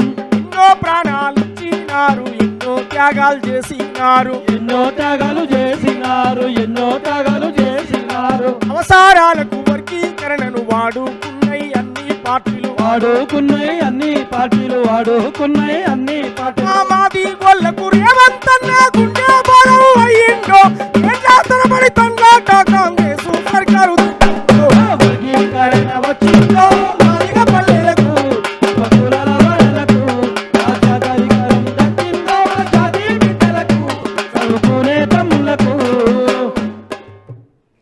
ఇది నేను సమాజానికి చెప్పాను. వర్గీకరణ వచ్చిన తర్వాత ఈ ఏబిసిడీల కోసమే, ఈ వర్గీకరణ కోసమే 30 ఏళ్ళు మా జాతులు రోడ్లెక్కి నిర్విరామంగా పోరాటం చేసి జైళ్ళు, కేసులు, నిర్బంధాలు, ప్రాణత్యాగాలు, సురేందరు, దామోదరు, మహేష్ అనేక మంది అమరుల త్యాగాలు ఉన్నాయి. వాళ్ళు పెట్రోల్ పోసుకొని చనిపోయారు. మాకు ఏబిసిడీలు కావాలి, మాకు వర్గీకరణ కావాలని చెప్పి ఈ న్యాయమైన డిమాండ్ ఈ 30 ఏళ్ల కాలంలో అనేక పార్టీలు వచ్చాయి, ఎన్నికల మేనిఫెస్టోలో పెట్టాయి, విస్మరించాయి. రేవంత్ అన్న చేసిండని చెప్తున్నా, ఇది అబద్ధమా? నేను కావాలని చెప్తున్నట్ట, నిజం చెప్తున్నట్ట? మీరే చెప్పానండి, లేదా ప్రజలనే అడగండి. ఇది అబద్ధమైతే నన్ను అనొచ్చు, సోమన్న అబద్ధం చెప్తుండని. నిజమైతే నిజమని ఒప్పుకుంటారు, ప్రజలే ఒప్పుకుంటారు. నేను ఇది ప్రజల డిమాండ్ని తీసుకొని రాశాను. అర్థమైందా? మా మానవత్వం ఉన్నవాడు మహనీయుడు రేవంతన్న, మహనీయుడు రేవంతన, మహనీయుడు రేవంతన. చెప్పులు గుట్టిన మాది గోళ్ళ చెమట నెత్తురు చూసి నోడు, చెమట నెత్తురు చూసి నోడు, చెమట నెత్తురు చూసి ఆహా డప్పులు కొట్టిన మాది గోళ్ళ గుండె సప్పుడు విన్నవాడు, గుండె సప్పుడు విన్నవాడు, గుండె సప్పుడు విన్నవాడు. పడావు పడ్డ మాదిగ జాతిని వాడ, పడావు పడ్డ మాదిగ వాడల జాడలాను వెతికినాడు, జడలాను వెతికినాడు, జడలాను వెతికినాడు. వర్గీకరణతో ఆ వర్గీకరణతో వెనకబడ్డ జాతులు బాగుపడతాయిరన్నా, జాతులు బాగుపడతాయిరన్నా, జాతులు బాగుపడతాయిరన్నా. రాజ్యాంగ పాలాలందని జాతులు అందుకొని ముందుకొస్తాయిరన్నా, అందుకొని ముందుకొస్తాయిరన్నా, అందుకొని ముందుకొస్తాయిరన్నా. వర్గీకరణతో ఉపకులాల బతుకులు బాగుపడతాయిరన్నా, బతుకులు బాగుపడతాయిరన్నా, బతుకులు బాగుపడతాయిరన్నా. మాది గోళ్ళకు రేవంతన్న గుండె బలం అయ్యిందో, ఏండ్ల తరబడి తండ్రాట కాంగ్రెస్ సర్కారు దించిందో, వర్గీకరణ వచ్చిందో మాదిగ పల్లెలకు సంఘం హక్కు దక్కిందో మన జాతి బిడ్డలకు, చదువుకునే తమ్ముళ్లకు. కాంగ్రెస్ పార్టీ మల్లికార్జున ఖార్గే లాంటి వాళ్ళను జాతీయ పార్టీకి అధ్యక్షునిగా పెట్టినటువంటి చరిత్ర ఉంది. సామాజికంగా, రాజకీయంగా వెనకబడ్డ వర్గాలకు కాంగ్రెస్ పార్టీ న్యాయం చేస్తుంది, రేవంత్ అన్న అండగా ఉంటాడని చెప్పడానికి ప్రాక్టికల్గా 2 ఉదాహరణలు. బీసీలకు 42% రిజర్వేషన్, ఎస్సీల ఏబిసిడీల వర్గీకరణ, అనేక సామాజికంగా సమూలంగా మార్చేటువంటి ప్రయత్నంలోనే విద్యా వ్యవస్థలు కావచ్చు, వీసీలు కావచ్చు, అనేక మార్పులు ఈ ఏడాదిన్నర కాలంలో జరిగినాయని చెప్పడంలో గుండె ధైర్యంగా నేను చెప్పగలుగుతాను. ఇప్పుడు ఇదే సోమన్న రేపటి రోజున ఇప్పుడు తెలంగాణలో ఇప్పుడు ప్రజెంట్ నేను ఇక్కడ ఈ వేదిక మీదనో మీరు అక్కడ మాట్లాడుతున్నారు కాబట్టి నిన్న కూడా చాలా సమావేశాలు జరిగినాయి. నిరుద్యోగుల సమస్య ఇంకా నిర్విరామ సమస్యగానే ఉన్నది. 2014 తెలంగాణ వచ్చింది, 2018లో వాళ్ళు పోరాడారు, 2018లో మళ్ళీ ఎన్నికలు వచ్చినాయి, కేసీఆర్ మళ్ళీ ముఖ్యమంత్రి అయ్యింది, 2023లో పోరాడారు, 2023లో మళ్ళీ రేవంత్ రెడ్డి ముఖ్యమంత్రి అయ్యిండు, మళ్ళీ పోరాడుతున్నారు. ఇంక ఈ పోరాటం ఆగుతలేదు. ఈ నిరుద్యోగుల సమస్యల మీద ఒకప్పుడు నువ్వు గలమెత్తినోడివే, ఇదే నిరుద్యోగుల సమావేశాల్లో మాట్లాడినోడివే. ఇప్పుడు నిరుద్యోగ సమస్య ఇంకా నిర్విరామమైన సమస్యగా మారిందని అంటే ఆ పిల్లలకి, ఆ విద్యార్థులకి, ఆ నిరుద్యోగులకి ఏపూరి సోమన్న ఏం మాట చెప్తాడు? నిరుద్యోగులారా, ప్రియమైన నా సోదరులారా, నేను నిరుద్యోగులకు చెప్పేటువంటి మాట ఒకటే, నిరాశ నిస్పృహలు వీడండి. వచ్చింది ప్రజాపాలన, ప్రజాప్రభుత్వం. ఏడాదిన్నర కాలంలోనే 60,000 పైచిలకు ఉద్యోగాలు ఇచ్చినటువంటి చరిత్ర ప్రజాపాలనకు, రేవంత్ అన్నకు ఉన్నది. మీకు చెప్పేటువంటి మాట దయచేసి ఈ ప్రజల బాధలు గాథలు అన్నీ తెలిసినటువంటి ప్రజానాయకుడిగా రేవంత్ అన్నే ఇవాళ ముఖ్యమంత్రిగా బాధ్యతలు నిర్వర్తిస్తుండు కనుక మీకు న్యాయం జరుగుతుంది, ఖచ్చితంగా మీకు న్యాయం చేస్తాడు. సంవత్సరన్నర కాలంలోనే 60,000 పైచిలకు ఉద్యోగాలు వచ్చినాయి, ఇంకా ఉద్యోగాలు కూడా వస్తాయి. అనేక అవకాశాలు ప్రజాప్రభుత్వం మీ ముందుకు తీసుకొస్తుంది కనుక దయచేసి ఎలాంటి నిరాశ నిస్పృహలకు లోను కావద్దు. ధైర్యంతో ఉండాలి, కొట్లాడాలి, 1-4 సార్లు అడగాలి, తప్పు లేదు. కానీ ఎలాంటి రాంగ్ నిర్ణయాలు తీసుకోవద్దు, దాన్ని రాంగ్ డిసిషన్గా ప్రజల్లోకి వెళ్ళొద్దు. ప్రజా ఉద్యమకారులుగా అందరం కలిసికట్టుగా మీ కష్టాలను, మీ సుఖాలను, మీ దుఃఖాలను పంచుకుందాం. ఇక్కడ ఉన్నది ప్రజాప్రభుత్వమే కనుక మీ సమస్యలు దశల వారీగా పరిష్కారం అయితే కనుక ఎవరు ఎలాంటి చెడు నిర్ణయాలు తీసుకోవద్దు అనేది నేను వాళ్ళకి ధైర్యంగా చెప్తా ఉన్నాను నా మిత్రులకు. సోమన్న, పాటల రూపంలో నీకు మెన్షన్ లేరు నాకు తెలిసి. తెలంగాణ ప్రజాక్షేత్రంలో ఇప్పుడున్నటువంటి సందర్భంలో అటు ప్రభుత్వానికి వ్యతిరేకంగా వాడినావు, మళ్ళీ ప్రభుత్వానికి అనుకూలంగా కూడా మాట్లాడుతున్నావు, అనుకూలంగానే నడుస్తున్నావు, కాంగ్రెస్ పార్టీలో ఉన్నావు. కాబట్టి కాసేపు మాట్లాడుకుంటే రాజకీయంగా ఏపూరి సోమన్న ఎందుకు ఒడిదుట్లు ఎదుర్కొంటున్నాడు అంటే, తెలంగాణ వచ్చింది, తెలంగాణ ఉద్యమంలో నీది చాలా కీలకమైన పాత్ర. తెలంగాణ వచ్చిన తర్వాత కేసీఆర్ని గద్దెదించడంలో కూడా అదే కీలకమైన పాత్ర పోషించినవు. ఇప్పుడు కాంగ్రెస్లో ఉన్నట్టా లేనట్టా, మధ్యలో ఆంధ్రలో పాలన ఏందని చెప్పి మాట్లాడిన నువ్వు ఆంధ్ర వ్యక్తి ఒకరు వచ్చి ఇక్కడ పార్టీ పెడితే దాంట్లో కీలకంగా వ్యవహరించినవు. రాజకీయంగా ఎందుకు అడుగుట్లు ఎదుర్కొంటున్నావు, ఏమవుతున్నది? అంటే ఒక మిత్రుడిగా నా మేలు కోరుకునేటువంటి శ్రేయభిలాషులుగా మీకు అడిగే అటువంటి హక్కు, రైట్స్ ఉన్నాయి. మీ ముందు మనసు విప్పి మాట్లాడుకొని చెప్పుకునేటువంటి స్వేచ్ఛ కూడా నాకుంది. నేను నా తాతో నా తండ్రో రాజకీయ బ్యాక్గ్రౌండ్ నుంచి వచ్చిన కుటుంబం నాది కాదు. కేవలం గొంతును పెట్టుబడిగా పెట్టి నేను ప్రజల్లోకి వచ్చినటువంటి వాడిని. నా జ్ఞానాన్ని, నా సాహిత్యాన్ని 4 పదాలు అల్లి వచ్చినటువంటి వాడిని. కేవలం పాటే పాడుతూ జీవించాలనుకోవటం లేదు, నేను ఆటే ఆడుతూ జీవించాలనుకోవటం లేదు. భారత రాజ్యాంగం బాబాసాహెబ్ అంబేద్కర్ ఇచ్చినటువంటి హక్కును నేను కూడా ఉపయోగించుకోవాలి, నా వర్గాలకు నేను న్యాయం చేయాలి అనేటువంటి ఒక లక్ష్యంతో నేను ముందుకు వచ్చినటువంటి వాడిని కనుక రాజకీయంగా ఒక స్పేస్ అనేది సంపాదించుకోవడం కోసం రకరకాల ప్లాట్ఫామ్లు తిరుగుతున్నటువంటి వాడిని. ఎందుకంటే నా తాతో తండ్రి అడ్వాన్స్గా రాజకీయాల్లో ఉంటే నాకు ఈ బాధ ఉండకపోవు. పాపం వాళ్ళకున్న కష్టాలు వాళ్ళ లైఫ్లో వాళ్ళు అనుభవించారు కనుక వాళ్ళు ఇక్కడి వరకు అందుకోలేకపోయారు. పాట అనేటువంటి ఉద్యమ బాటను ఎంచుకొని నేను ప్రజల్లోకి వచ్చాను, ప్రజల్లో గుర్తింపు పొందాను కనుక ఖచ్చితంగా నేను అనుకున్న గోల్ రీచ్ అయ్యేటువంటి క్రమంలో కొన్ని తప్పటడుగులు, కొన్ని ఒడిదుడుకులు జరిగినటువంటి మాట నిజం. ఇది ఒప్పుకోవాలి. కొన్ని చిన్న చిన్న నిర్ణయాలు తీసుకోవడం ద్వారా, మిస్టేక్ నిర్ణయాలు తీసుకోవడం ద్వారా కొంత గ్యాప్ జరిగింది, కొంత ఇబ్బంది జరిగింది, వాస్తవం అది. కానీ ఎప్పుడైనా నా ప్రయాణం కాంగ్రెస్ తోటే, నా ప్రయాణం రేవంత్ అన్నతోటే. నా ఆటైనా, పాటైనా, మాటైనా వారు చేసిన మంచిని ప్రజలకు చెప్తా, చేయంది చెప్పను. వారు చేసే మంచిని మాత్రమే జనంలోకి తీసుకుపోయేటువంటి ఒక సాంస్కృతిక సైనికుడిగా పనిచేస్తాను. ప్రజాపాలన చేసేటువంటి మంచి పనులు ప్రజల్లోకి తీసుకుపోవడానికి ఒక కార్యకర్తగా పనిచేస్తాను. ముఖ్యంగా జై బాపు, జై భీమ్, జై సంవిధాన్, భారత రాజ్యాంగమే బడుగులకు రక్షణ, భారత రాజ్యాంగాన్ని కాపాడుకుందామనేటువంటి ఒక నినాదాన్ని అల్లంపూర్ నుంచి ఆదిలాబాద్ వరకు భవిష్యత్తులో ఒక గొప్ప సాంస్కృతిక యాత్ర కూడా చేయబోతా ఉన్నాను. ఇది గ్రామ పునాదుల్లోకి వెళ్ళాలి. ఏ కులము, ఏ మతము, ఏ దైవాలు కాదు ఇక్కడ ప్రజల జీవితాలు మార్చింది. భారత రాజ్యాంగం వచ్చిన తర్వాత ప్రజల జీవితాలు మార్చినాయి. భారత రాజ్యాంగం అమల్లోకి అయిన తర్వాతనే పేదోడికి బట్ట పొట్ట కూడు నీడ వచ్చింది తప్ప ఇవాళ ఈ దేశంలో జరుగుతున్నటువంటి మత రాజకీయాలు, కుల రాజకీయాల వల్ల ఏ పేదోడి జీవితాలు మారలేదు. నువ్వు ఈ కులమా నేను ఆ కులమా నీది ఈ మతమా ఆ మతమా అని తన్నుకొని సావడమే అయిపోయింది తప్ప అంబేద్కర్ ఐడియాలజీ వచ్చిన తర్వాతనే సూటు బూటు వచ్చింది, హక్కు అధికారం వచ్చింది. నా జాతులు చట్టసభల్లో గలాలు వినిపిస్తున్నాయి, నా జాతులు నా వర్గాలు ఆత్మగౌరవంతో అడుక్కొని కాదు ఆత్మగౌరవంతో బతుకుతున్నాయంటే బాబాసాహెబ్ అంబేద్కర్ వచ్చిన తర్వాత.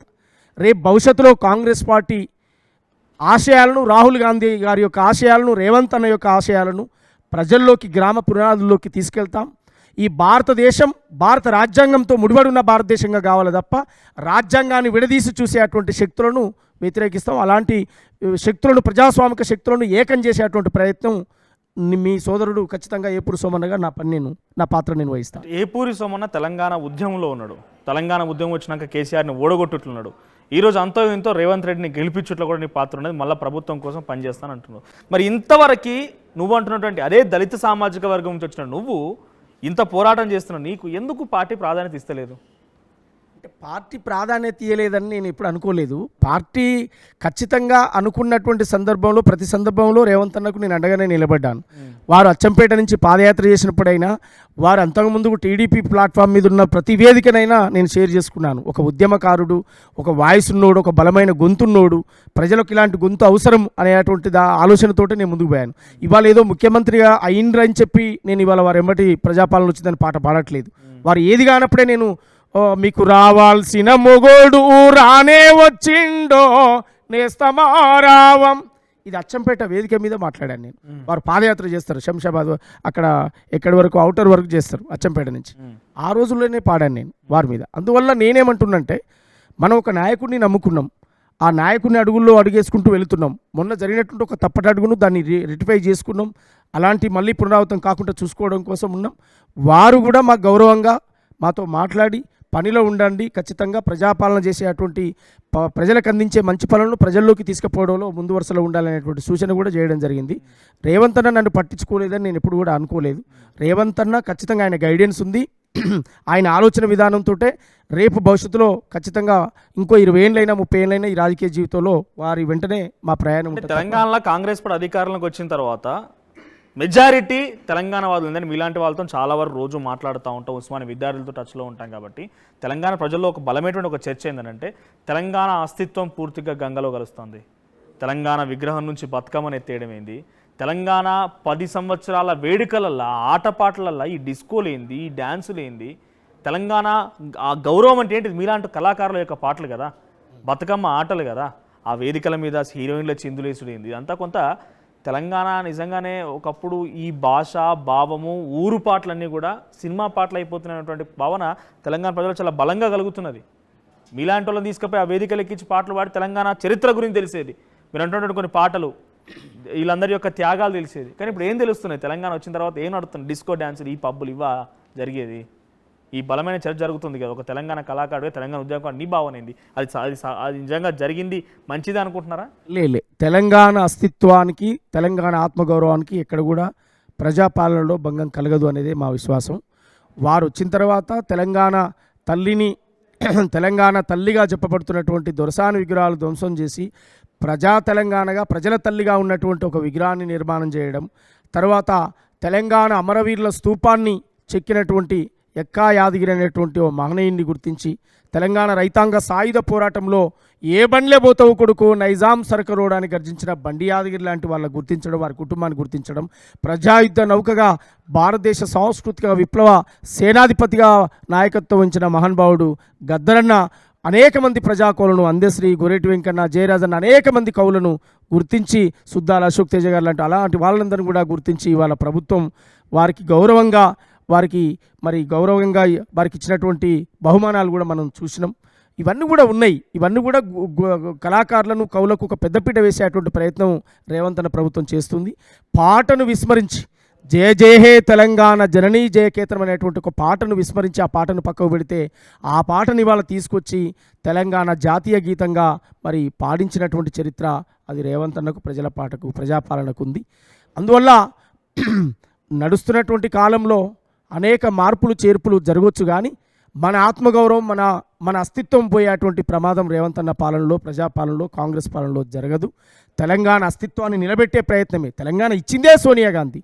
తెలంగాణ రాష్ట్రం ఇచ్చిందే సోనియా గాంధీ. అలాంటి సోనియా గాంధీ తల్లి నాయకత్వంలో జరుగుతున్నటువంటి ఈ ప్రజాపాలన ఎప్పుడు కూడా తెలంగాణ ఆత్మగౌరవాన్ని నిలబెట్టేదిగా, కాపాడేదిగా ఉంటుంది తప్ప తెలంగాణ అస్తిత్వాన్ని ఎప్పుడు కూడా కోల్పోదు అనేటువంటి విషయాన్ని మీకు గుర్తు చేస్తా ఉన్నాను. ఇక ప్రజలు అనుకుంటున్నారు కాబట్టి ఒక జర్నలిస్ట్గా మీ ముందు ఉంచుతున్నాను నేను. నిజంగా మీకు రేవంత్ రెడ్డి గారి దగ్గరికి అవకాశం వస్తే తెలంగాణ కళని, కల్చర్ని కాపాడమని చెప్పండి, కొన్ని సినిమాల వాళ్ళ దగ్గర తాకట్టు పెట్టొద్దు అని ఒక చర్చ బలంగా జరుగుతుంది కాబట్టి నిజంగా జరుగుతుంది. బికాజ్ ఇక్కడ విషయం ఏమంటున్నానంటే, because it's not a debate కాబట్టి పుష్ప సినిమా అనే అంశం చాలా పెద్ద విషయం ఏం కాదు. దాని గురించి 3-4 రోజులు చర్చ, వాళ్ళని డైరెక్టర్లను పిలిచుడేంది, వాళ్ళతో గిన్సేపు మాట్లాడేంది.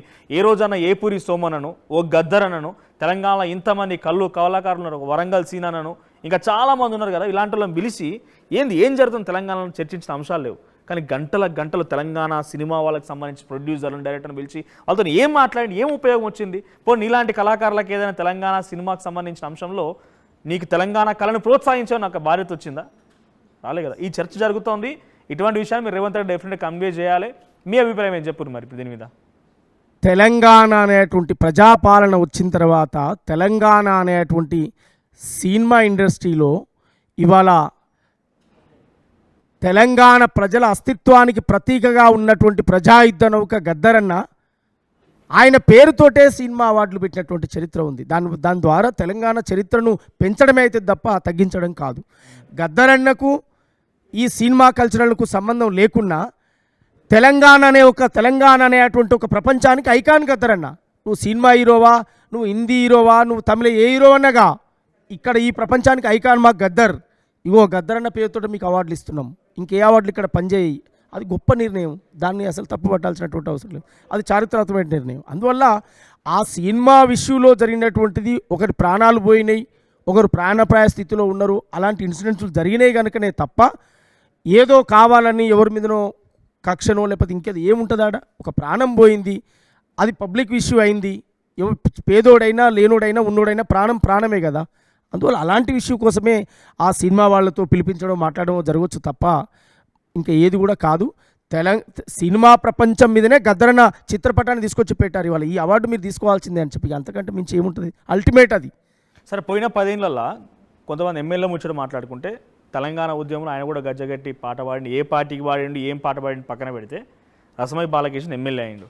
ఆ తర్వాత తెలంగాణ ఉద్యమకారులకు సంబంధించిన చాలామంది, ఉదాహరణ విద్యార్థి నాయకులు తీసుకుంటే ఓ గాదర్ కిషోర్ కానీ, ఓ బాల్కా సుమన్ కానీ, ఇంకా చాలామంది తెలంగాణకు సంబంధించి మీ సహచార ఉద్యమకారులు అంటామా, లేకపోతే మీ సహచారమే కాకపోతే వాళ్ళు తెలంగాణ ఉద్యమంలో అంత ఇంత వాళ్ళ పాత్ర ఉన్నది, వాళ్ళందరికీ అవకాశం వచ్చింది.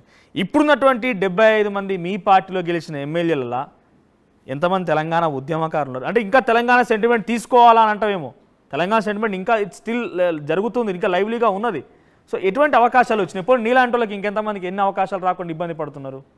అంటే నాలాంటి వాళ్లకు, అది యూనివర్సిటీ విద్యార్థులు కావచ్చు, కళాకారులు కావచ్చు, ఖచ్చితంగా తగిన సమయంలో తగినటువంటి గుర్తింపు రేవంత్ అన్న, ప్రజాపాలన, కాంగ్రెస్ ప్రభుత్వం ఖచ్చితంగా ఇస్తుంది.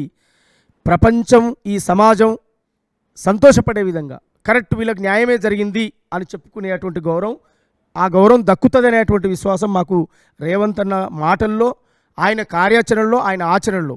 కేవలం పదవచ్చినందుకు మేము దగ్గర పోయినటువంటి వాళ్ళం కాము. ఆయన జర్నీలో, ప్రతి జర్నీలో మేము ఉన్నాం కనుక ఉద్యమకారులందరినీ కూడా ఆయన గుర్తిస్తాడు. ఆయన కోసం కలిసి పనిచేసిన ఎవరిని కూడా ఆయన విస్మరించడు అనేదే నా ఒపీనియన్. రైట్గా ఒక్కసారి మనం చివరిగా మీ గురువు, డెఫినెట్గా మనందరి గురువు గద్దరన్న గురించి ఒకసారి స్మరించుకుంటూ ఒక పాట పాడదు. ఎందుకంటే ఆయన గురించి స్మరించలేంది ఏ వేదిక ఉండదు. అసలు కళాకారులు వాళ్ళు డెఫినెట్గా గుర్తు చేసుకోవాల్సిందే. ఒక్కసారి ఆ పాట పాడుకుందాం మనం. గద్దరన్న గురించి ఒక మంచి పాట నీకు నచ్చినాయి. త్యాగాల పాటవన్నో మాయన్న గద్దారన్నాం, ఉద్యమాల బాటవన్నో మాయన్న గద్దారన్న, త్యాగాల పాటవన్నో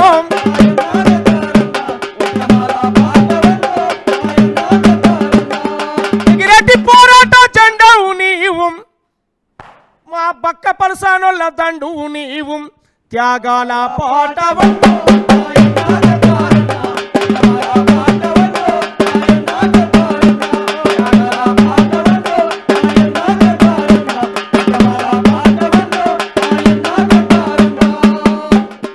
పాటై జీవించావేం మాయన్న గద్దారన్నాం, ప్రజల పాటై బతుకుంటావేం మాయన్న గద్దారన్నాం, త్యాగాల పాటవన్నో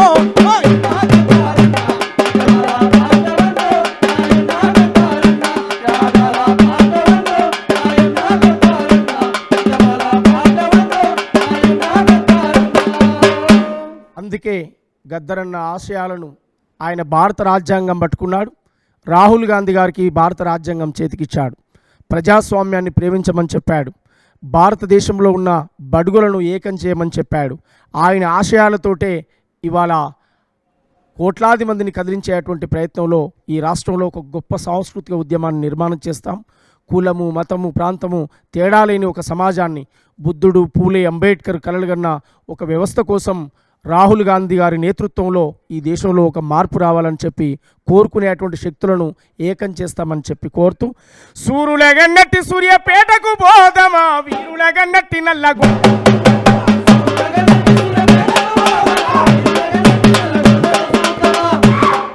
మల్ల త్యాగాలతో వబడదమా మల్ల ఉద్యమానికి దారులేదమా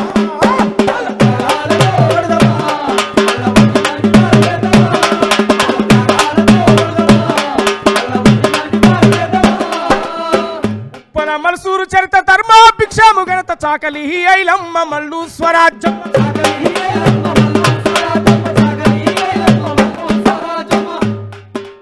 యుద్ధ గీతి శుద్ధాల బండి యాదగిరి మా రోజు వీరన్న మన బెల్లి లలితక్క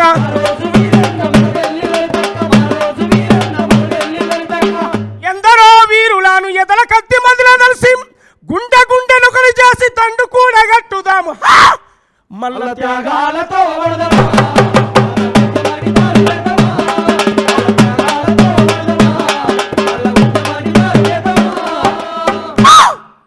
పల్లె పల్లె పోయి వద్దమా ప్రజా పాలనలో భాగమవుదమా పల్లె పల్లె పోయి వద్దమా ప్రజా పాలనలో భాగమవుదమా పల్లె పల్లె పోయి వద్దమా ప్రజా పాలనలో భాగమవుదమా